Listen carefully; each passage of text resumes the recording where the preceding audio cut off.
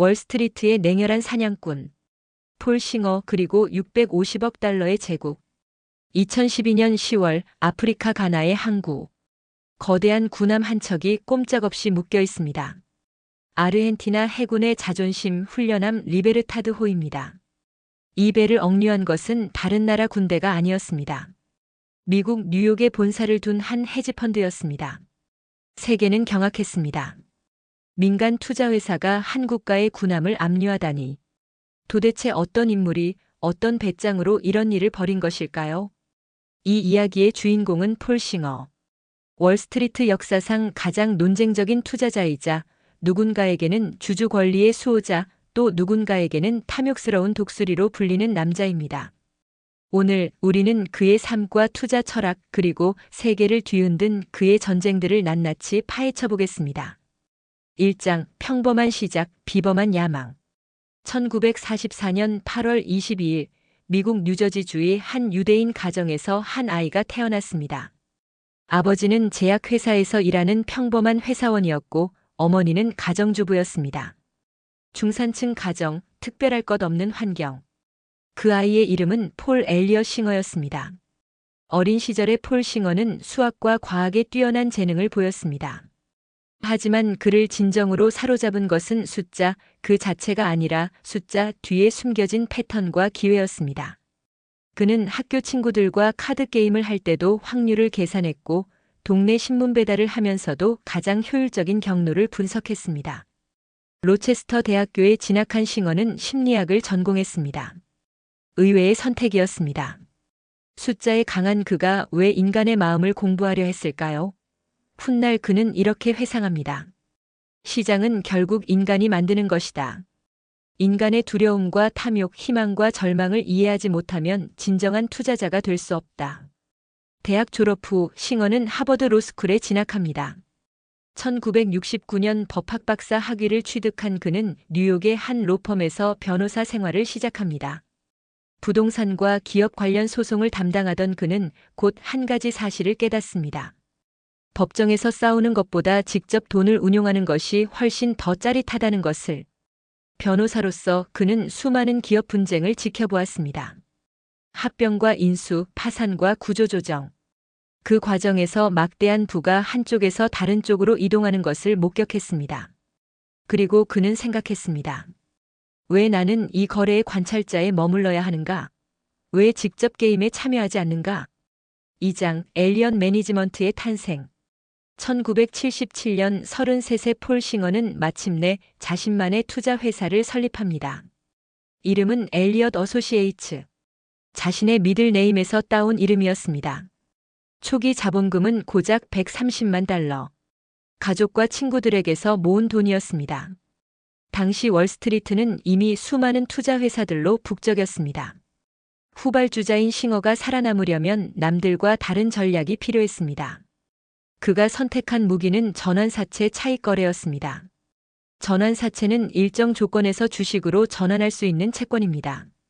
싱어는 이 복잡한 금융상품의 가격 왜곡을 찾아내 수익을 올리는 전략을 개발했습니다. 수학적 분석과 법률적 지식이 동시에 필요한 이 영역에서 심리학 전공의 법학 박사 출신인 그는 독보적인 경쟁력을 가졌습니다. 처음 몇 년간의 수익률은 놀라웠습니다. 연평균 20%가 넘는 수익. 투자자들 사이에 입소문이 퍼지기 시작했습니다. 자금이 모이기 시작했고 엘리엇은 점점 덩치를 키워갔습니다. 하지만 싱어의 진정한 전환점은 1980년대 후반에 찾아옵니다. 그는 완전히 새로운 사냥터를 발견합니다. 부실채권 시장. 기업이 파산하거나 국가가 디폴트를 선언하면 그 채권은 휴지 조각이 됩니다. 아무도 원하지 않는 쓰레기. 하지만 싱어의 눈에는 달랐습니다. 그는 이 폐허 속에서 황금을 발견했습니다. 부실채권을 헐값에 매입한 뒤 법적 수단을 총동원하여 원금을 회수하는 것. 이것이 그의 새로운 전략이었습니다. 변호사로서의 경험이 여기서 빛을 발했습니다. 그는 계약서의 작은 글씨 하나하나를 파고들었고 어떤 조항을 무기로 삼아야 하는지 정확히 알았습니다. 세상은 이런 투자자들을 벌처 펀드, 즉 독수리 펀드라고 불렀습니다. 죽어가는 먹잇감 위를 맴돌다가 내려앉아 살점을 뜯어먹는 맹금류. 경멸의 의미가 담긴 별명이었습니다. 하지만 싱어는 개의치 않았습니다. 그는 이렇게 반박했습니다. 우리는 약속을 어긴 자들에게 약속을 지키라고 요구할 뿐이다. 그것이 왜 잘못인가? 3장 페루 전쟁 첫 번째 승리. 1996년 엘리엇 매니지먼트는 새로운 표적을 발견합니다. 남미의 페루. 페루는 1980년대에 심각한 경제 위기를 겪으며 막대한 외채를 갚지 못하고 있었습니다. 채권자들은 손실을 감수하고 채무 재조정에 동의했습니다. 하지만 싱어는 다른 길을 택했습니다. 그는 페루 정부가 발행한 채권을 2천만 달러에 매입했습니다. 액면가의 극히 일부에 불과한 가격이었습니다. 그리고 소송을 시작했습니다. 페루 정부는 격분했습니다. 우리는 이미 대부분의 채권자들과 합의했다. 당신들만 고집을 부리고 있다. 하지만 싱어는 물러서지 않았습니다. 계약은 계약이다. 당신들이 다른 채권자들과 무슨 합의를 했든 우리에게는 상관없는 일이다. 법정 싸움은 수년간 계속되었습니다.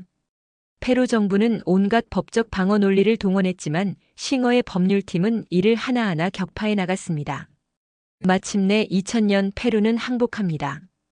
엘리엇이 받아낸 금액은 5,800만 달러. 투자금의 거의 3배에 달하는 수익이었습니다. 이 승리는 월스트리트에 충격을 주었습니다. 한민간 헤지펀드가 주권 국가를 상대로 법정에서 이긴 것입니다. 싱어의 명성은 하늘을 찔렀고 동시에 그를 향한 비난도 거세졌습니다. 비판자들은 말했습니다. 저개발국의 등을 치는 행위다. 가난한 나라 국민들의 피를 빨아먹는 것이다. 하지만 싱어는 흔들리지 않았습니다. 도덕적 비난은 자유다. 하지만 법 앞에서 우리는 정당했다. 페루 전쟁은 예고편에 불과했습니다. 진짜 대작은 이제 막 시작되려 하고 있었습니다. 4장 아르헨티나 15년 전쟁의 서막. 2001년 12월 아르헨티나가 무너집니다. 역사상 최대 규모의 국가부도. 약 1,000억 달러에 달하는 채무가 디폴트됐습니다. 거리에는 폭동이 일어났고 대통령은 헬기를 타고 대통령궁을 탈출했습니다. 한 달 사이에 5명의 대통령이 바뀌는 혼란. 아르헨티나 페소화의 가치는 폭락했고 중산층은 하루아침에 빈민으로 전락했습니다. 대부분의 투자자들에게 이것은 재앙이었습니다. 하지만 폴 싱어의 눈에는 기회였습니다. 그는 아르헨티나 국채를 사들이기 시작했습니다. 액면가의 15에서 20%에 불과한 헐값이었습니다. 아무도 거들떠보지 않는 휴지 조각을 그는 조용히 쓸어 담았습니다. 2005년과 2010년 아르헨티나 정부는 채권자들에게 채무 재조정을 제안합니다. 원금의 약 30%만 돌려주겠다는 조건이었습니다. 93%의 채권자들이 이 조건을 받아들였습니다. 뭐라도 건지는 게 낫다는 판단이었습니다. 하지만 7%는 거부했습니다.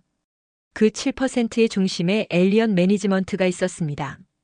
싱어는 뉴욕 법원에 소송을 제기합니다. 아르헨티나의 채권 계약에는 뉴욕법을 적용한다는 조항이 있었습니다. 이 작은 글씨 하나가 역사를 바꾸게 됩니다. 아르헨티나 정부는 분노했습니다. 대통령 크리스티나 페르난데스 대 키르치네르는 공개적으로 싱어를 비난했습니다. 독수리들이 우리나라를 갉아먹으려 한다. 우리는 결코 굴복하지 않을 것이다. 그녀는 싱어를 금융 테러리스트라고 불렀습니다. 아르헨티나 언론은 연일 엘리엇을 악마화했습니다. 하지만 법정에서의 상황은 달랐습니다. 5장 군함을 압류한 남자. 법정 싸움은 치열했지만 싱어에게 유리하게 흘러갔습니다. 2012년 뉴욕 연방법원의 토마스 그리사 판사는 역사적인 판결을 내립니다. 아르헨티나는 채무 재조정에 응한 채권자들에게 돈을 지불하려면 먼저 엘리엇 같은 홀드아웃 채권자들에게도 전액을 지불해야 한다. 이 판결의 의미는 엄청났습니다.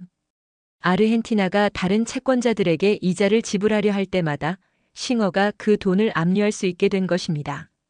아르헨티나 정부는 격분했습니다. 그들은 이 판결을 무시하겠다고 선언했습니다. 하지만 싱어는 포기하지 않았습니다. 그는 더 공격적인 전략을 구사합니다. 아르헨티나의 해외 자산을 찾아 압류하기 시작한 것입니다. 2012년 10월 아프리카 가나의 테마 항구 아르헨티나 해군의 훈련함 리베르타드호가 기항했습니다. 이 배는 아르헨티나 해군의 자존심이었습니다. 젊은 해군 장교들이 훈련을 위해 세계 일주를 하는 범선이었습니다. 싱어의 법률팀은 움직였습니다. 그들은 가나 법원에 이 군함의 압류를 신청했고 가나 법원은 이를 승인했습니다. 세계는 충격에 빠졌습니다. 민간 투자 회사가 한 나라의 군함을 압류하다니 이것이 가능한 일인가? 리베르타드호에 타고 있던 300명의 해군 장병들은 오도 가도 못하는 신세가 되었습니다. 아르헨티나 국민들은 분노했고 정부는 이를 해적 행위라고 규탄했습니다. 하지만 싱어는 냉정했습니다. 우리는 법적 권리를 행사하고 있을 뿐이다. 아르헨티나가 빚을 갚으면 배는 즉시 풀려날 것이다. 2달간의 대치 끝에 국제해양법 재판소가 개입하여 군함의 면제 특권을 인정하면서 리베르타드호는 풀려났습니다. 하지만 이 사건은 전 세계에 강렬한 메시지를 보냈습니다. 폴 싱어는 물러서지 않는다. 그는 목표를 달성하기 위해 무엇이든 할 것이다. 6장 15년 전쟁의 종결. 군함 압류 사건 이후에도 교착 상태는 계속되었습니다. 아르헨티나 정부는 끝까지 버텼습니다. 그들은 국제사회에 호소했고 유엔에서 연설했으며 다른 개발도상국들과 연대하여 독수리 펀드를 규탄하는 결의안을 통과시켰습니다. 하지만 시간은 싱어의 편이었습니다. 아르헨티나는 국제금융시장에서 완전히 고립되었습니다. 새로운 채권을 발행할 수 없었고 외국인 투자도 들어오지 않았습니다. 경제는 다시 침체에 빠졌고 인플레이션은 치솟았습니다. 2015년 아르헨티나에 새 정부가 들어섭니다. 친시장주의자 마우리시오 마크리 대통령이었습니다. 그는 전임 정부와 달리 현실적인 접근을 택했습니다. 협상이 시작되었습니다. 2016년 4월 마침내 합의가 이루어집니다. 엘리엇 매니지먼트는 약 24억 달러를 받게 됩니다. 정확한 투자 금액은 공개되지 않았지만 추정에 따르면 투자 수익률은 수백 %에 달했습니다. 15년. 폴 싱어는 15년을 싸웠고 마침내 이겼습니다. 이 승리는 금융 역사에 기록되었습니다. 한 민간 투자자가 G20 국가를 상대로 벌인 전쟁에서 완전한 승리를 거둔 것입니다. 어떤 사람들은 이를 주주 자본주의의 승리라고 불렀고 어떤 사람들은 약탈적 금융의 승리라고 불렀습니다. 진실은 아마 그 사이 어딘가에 있을 것입니다. 7장 한국 삼성과의 대결. 아르헨티나 전쟁이 한창이던 2015년 폴 싱어는 지구 반대편에서 또 다른 전쟁을 시작합니다. 목표는 한국. 더 정확히 말하면 대한민국 최대의 기업 삼성이었습니다. 그해 5월 삼성그룹은 대대적인 지배구조 개편을 발표합니다. 삼성물산과 제일모직을 합병한다는 것이었습니다. 표면적인 이유는 사업 효율화였지만 진짜 목적은 다른 곳에 있었습니다. 당시 삼성그룹의 실질적 오너 이재용 부회장은 아버지 이건희 회장의 건강 악화로 경영권 승계를 서두르고 있었습니다. 삼성물산과 제일모직의 합병은 이 승계 과정에서 핵심적인 골이었습니다. 문제는 합병 비율이었습니다. 당시 삼성물산은 건설 경기 악화로 주가가 크게 떨어져 있었고 제일모직 주가는 상대적으로 높았습니다. 비판자들은 이 합병이 제일모직 대주주인 이재용 일가에게 유리하게 설계되었다고 주장했습니다. 폴 싱어가 등장합니다. 엘리엇 매니지먼트는 이미 삼성물산 지분 7.12%를 확보한 상태였습니다. 그들은 합병에 반대한다고 선언했습니다. 이 합병은 소수주주의 이익을 해치는 불공정한 거래다. 합병 비율이 터무니없이 삼성물산 주주들에게 불리하다. 한국 사회는 발칵 뒤집어졌습니다. 외국 헤지펀드가 삼성의 경영에 개입한다고. 그것도 하필 악명 높은 독수리 펀드가. 언론은 연일 이 사태를 보도했습니다. 보수 언론은 외국 투기 자본의 한국 경제 침탈이라고 규탄했고 진보 언론은 재벌의 불투명한 지배구조가 초래한 결과라고 분석했습니다. 삼성은 총력전에 나섭니다. 그들은 합병 찬성을 위한 대대적인 표심 확보에 나섰습니다. 그리고 결정적인 순간 국민연금이 움직입니다. 8장 국민연금의 선택. 국민연금공단. 한국 국민의 노후를 책임지는 거대 기금입니다. 운용자산 규모로 세계 3위권. 삼성물산 지분 11.21%를 보유한 최대 주주 중 하나였습니다. 국민연금의 표가 어디로 가느냐에 따라 합병의 성패가 결정될 터였습니다. 싱어는 국민연금에 공개 서한을 보냅니다. 국민연금은 한국 국민의 돈을 운용합니다. 불공정한 합병에 찬성하는 것은 수탁자 의무 위반입니다. 삼성 측도 물밑 작업에 나섭니다. 정부와의 관계, 경제계와의 네트워크, 그 모든 것이 동원되었습니다. 2015년 7월 17일 임시 주주총회가 열립니다. 국민연금은 합병에 찬성표를 던집니다. 합병안은 69.5%의 찬성으로 가결되었습니다. 싱어는 패배했습니다. 엘리엇은 한국 정부를 상대로 국제소송을 제기합니다. 투자자 국가 분쟁 해결 절차를 통해 한국이 자국 투자자에게 불공정한 대우를 했다고 주장했습니다. 이 소송은 수년간 계속되었고 2023년 국제중재재판소는 한국 정부가 엘리엇에게 배상금을 지불하라는 판결을 내립니다. 금액은 약 540억 원. 싱어는 또다시 이긴 것입니다. 하지만 이 사건이 남긴 것은 금전적 결과만이 아니었습니다. 한국 사회는 처음으로 행동주의 투자자의 본격적인 공세를 경험했습니다. 재벌의 지배구조 문제, 소수주주 권리, 국민연금의 역할에 대한 논쟁이 촉발되었습니다. 법적 판결과 별개로 이 사건은 한국 자본시장에 중요한 질문을 던졌습니다. 기업은 누구의 것인가? 주주의 권리는 어디까지인가? 외국인 투자자에 대한 우리의 인식은 정당한가? 구장, 독수리인가, 청소부인가? 폴 싱어에 대한 평가는 극단적으로 갈립니다. 비판자들의 시각부터 살펴보겠습니다. 그들은 싱어를 자본주의의 어두운 면을 대표하는 인물로 봅니다. 개발도상국의 경제 위기를 기회로 삼아 폭리를 취하는 약탈자. 기업의 장기적 성장보다 단기 차익을 추구하는 투기꾼.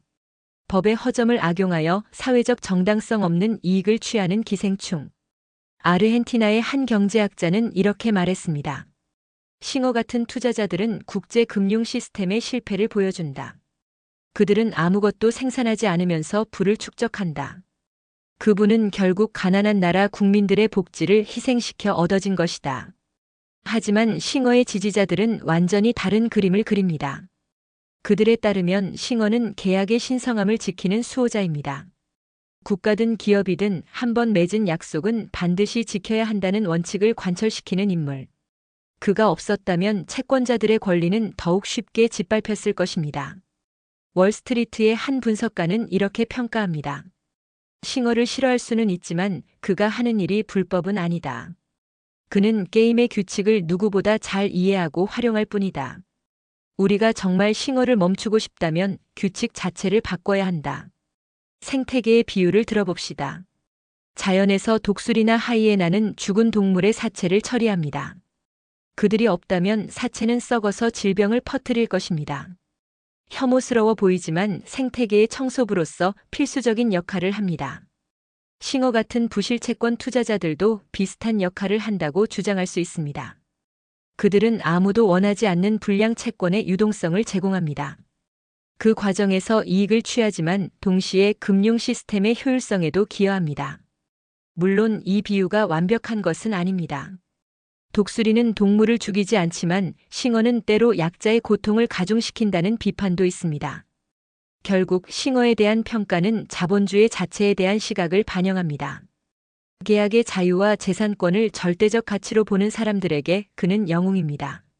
사회적 연대와 약자 보호를 더 중시하는 사람들에게 그는 악당입니다. 10장 정치와 이념. 폴 싱어는 단순한 투자자가 아닙니다. 그는 미국 보수주의 운동의 핵심 후원자이기도 합니다. 공화당에 대한 그의 기부금은 수천만 달러에 달합니다. 그는 수많은 보수 싱크탱크와 언론을 지원하며 공화당 정치인들에게 영향력을 행사합니다. 하지만 그의 정치적 입장은 단순하지 않습니다. 경제적으로 그는 전통적인 보수주의자입니다. 작은 정부, 낮은 세금, 규제 완화를 지지합니다. 하지만 사회적 이슈에서는 의외의 모습을 보입니다. 그는 동성결혼 합법화의 대표적인 지지자 중 한 명입니다. 그의 아들이 게이라는 사실이 알려지면서 그는 LGBTQ 권리 운동에 수백만 달러를 기부해 왔습니다. 이런 복합적인 정치 성향은 그를 쉽게 분류하기 어렵게 만듭니다. 그는 트럼프에 반대하는 공화당 주류의 한 축이었지만 동시에 이스라엘을 강력하게 지지하는 친이스라엘 로비의 거물이기도 합니다. 싱어의 정치적 영향력은 그의 투자 활동과 무관하지 않습니다. 비판자들은 그가 정치적 연주를 이용하여 사업상의 이익을 취한다고 의심합니다. 지지자들은 그가 자신의 신념에 따라 정당한 정치 참여를 하는 것이라고 반박합니다. 어느 쪽이든 폴 싱어는 단순한 돈벌레가 아닙니다. 그는 자신만의 세계관과 이념을 가진 인물이며 그것을 실현하기 위해 막대한 자원을 동원할 의지와 능력을 갖추고 있습니다. 11장 제국의 현재 2024년 현재 엘리엇 매니지먼트는 세계 최대의 행동주의 헤지펀드 중 하나입니다. 운용 자산은 650억 달러를 넘어섭니다. 폴 싱어 개인의 재산은 약 60억 달러로 추정됩니다. 80대에 접어든 싱어는 여전히 회사를 이끌고 있습니다. 하지만 젊은 파트너들에게 점점 더 많은 권한을 위임하고 있습니다. 후계 구도가 조용히 준비되고 있는 것입니다. 엘리엇의 최근 행보를 살펴보면 여전히 공격적입니다. 2024년 그들은 미국 소프트웨어 기업 세일즈포스에 막대한 지분을 투자했습니다. 곧이어 경영진에게 압박을 가하기 시작했습니다. 비용 절감, 인력 구조 조정, 주주 환원 확대. 익숙한 요구 목록이었습니다. 일본에서는 소프트뱅크에 투자하여 손정혜 회장에게 변화를 요구했습니다. 유럽에서는 여러 다국적 기업들의 지분을 사들이며 행동주의 캠페인을 벌이고 있습니다. 한국도 여전히 그들의 레이더에 있습니다. 현대자동차 그룹에 대한 투자와 압박이 계속되고 있으며 다른 한국 대기업들도 잠재적 표적으로 거론됩니다. 싱어의 방식은 변하지 않았습니다. 저평가된 기업의 지분을 매입하고 경영진에게 변화를 요구하고 필요하다면 법적 수단을 동원하여 압박한다. 단순하지만 효과적인 공식. 하지만 세상은 변하고 있습니다. 행동주의 투자에 대한 규제가 강화되고 있고 ESG 투자의 부상으로 단기 차익 추구에 대한 비판이 거세지고 있습니다. 싱어와 엘리엇이 이 변화하는 환경에 어떻게 적응할지는 지켜봐야 할 것입니다. 에필로그. 역사의 심판. 폴 싱어. 그는 어떤 사람인가요? 가난한 나라를 착취하는 약탈자인가요? 아니면 계약의 신성함을 지키는 자본주의의 수호자인가요? 탐욕스러운 투기꾼인가요? 아니면 비효율적인 기업을 개혁하는 촉매제인가요? 이 질문에 대한 답은 아마 듣는 사람에 따라 다를 것입니다. 그리고 어쩌면 이 질문 자체가 우리 시대 자본주의의 근본적인 모순을 드러내는지도 모릅니다. 한 가지 분명한 것은 폴 싱어는 자신이 믿는 바를 관철하기 위해 타협하지 않았다는 것입니다. 그가 믿는 것이 옳든 그르든 그는 수십 년간 일관되게 자신의 원칙을 지켜왔습니다. 15년간 아르헨티나와 싸운 끈기. 세계 최대 기업들에 맞서는 담대함. 정치적 소신을 위해 거액을 기부하는 헌신. 이런 특성들이 그를 월스트리트의 전설로 만들었습니다. 동시에 그 과정에서 상처받은 사람들이 있습니다. 아르헨티나 국민들, 구조조정으로 일자리를 잃은 노동자들, 그리고 소수주주의 이름으로 희생된 수많은 이해관계자들. 역사는 폴 싱어를 어떻게 기억할까요? 그것은 우리가 어떤 자본주의를 원하는지에 달려 있습니다. 계약과 재산권이 모든 것을 지배하는 세계를 원한다면 그는 영웅으로 기억될 것입니다. 자본이 사회적 책임을 져야 한다고 믿는다면 그는 경고의 사례로 남을 것입니다. 어느 쪽이든 폴 싱어는 우리 시대가 낳은 가장 흥미롭고 논쟁적인 인물 중 한 명입니다. 그의 이야기는 아직 끝나지 않았습니다. 그리고 월스트리트의 독수리는 오늘도 하늘을 날고 있습니다. 새로운 먹잇감을 찾아서